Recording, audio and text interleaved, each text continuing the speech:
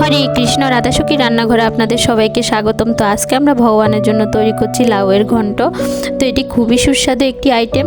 আর এখন সারা বছরই লাউ পাওয়া যায় বাজারে, কিন্তু শীতকালে লাউ টেস্টটা অন্যরকম থাকে।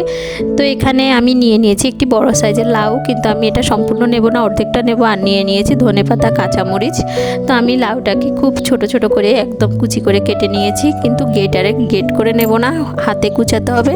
যদি আমরা গ্রেট করে নিই তাহলে কিন্তু টেস্টটা ভালো হবে না। আর এখানে ধনেপাতা আর কাঁচামরিচও কেটে নিয়েছি। তো এবার আমি পাইপ্যানে দিয়ে দিয়েছি সাদা তেল। আপনারা চাইলে সরিষার তেলও ব্যবহার করতে পারেন। তো এখানে আমি দিয়ে দেব 1 চামচের মতো 5 ফোড়ন। তো আপনারা 5 ফোড়নের পরিবর্তে জিরা ফোড়নও দিতে পারেন। দিয়ে দিয়েছি 2টো তেজপাতা।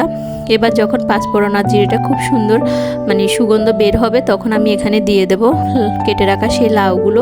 তো আমি সবগুলো লাউই দিয়ে দেব। আর এটি খুবই ইজিভাবে রান্না করা যায়, একদম 5-6 মিনিটে হয়ে যায়, যেহেতু এখন লাউগুলো খুবই তাজা পাওয়া যায় বাজারে, এই কারণে।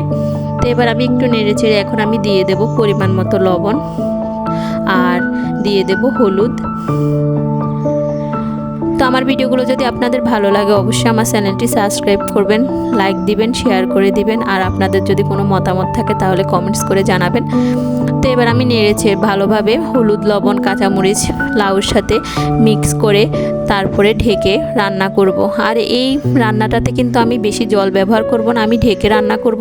যদি পরিমাণে বেশি জল বের হয় তাহলে কিন্তু আর ঢাকবো না, আর যদি পরিমাণে কম জল বের হয় তাহলে কিন্তু ঢেকে ঢেকে লাউটা সিদ্ধ হওয়া পর্যন্ত রান্না করব। আর এই আইটেমটা অনেক সুস্বাদু একটি আইটেম। যারা লাউ খেতে পছন্দ করেন না তাদেরও কিন্তু এই আইটেমটি ভালো লাগবে, আর যারা পছন্দ করে তাদের তো কোনো কথাই নেই। তো এখানে আমি অফ ক্যামেরায় জিরার গুঁড়ো দিয়েছি, আর দিয়ে দিয়েছি ধনিয়ার গুঁড়ো।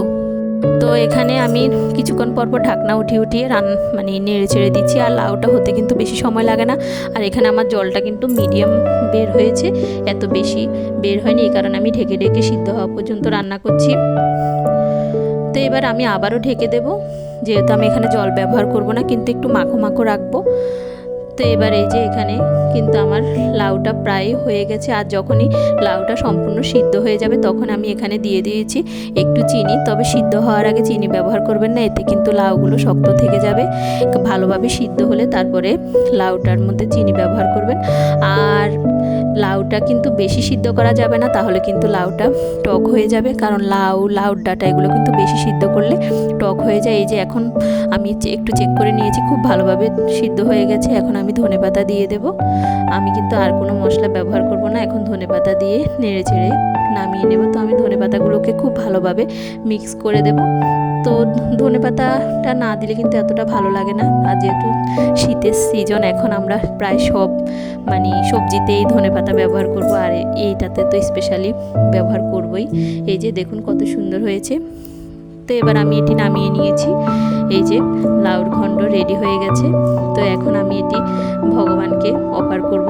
তো এখানে আমি লাউ দিয়ে একটি ফুল তৈরি করেছি, আর লাউটা ভগবানকে অন্যের সহিত অফার করেছি। আর সবাই মিলে আস্বাদন করেছি পরম সুস্বাদু কৃষ্ণপ্রসাদ। হরে কৃষ্ণ, ধন্যবাদ।